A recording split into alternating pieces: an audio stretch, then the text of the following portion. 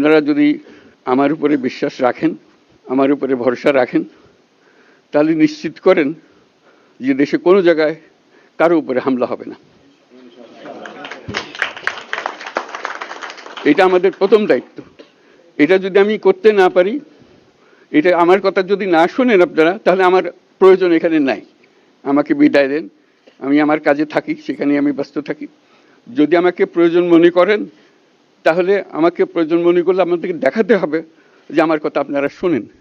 আমার কথা না শুনলে আমার কোনো প্রয়োজন নাই। আমার প্রথম কথা হলো, আপনারা বিশৃঙ্খলা থেকে দেশকে রক্ষা করেন, আপনারা সহিংসতা থেকে দেশকে রক্ষা করেন, যাতে আমরা যা আমাদের ছাত্ররা আমাদেরকে পথ দেখায়, সেই পথে আমরা এগিয়ে যেতে পারি।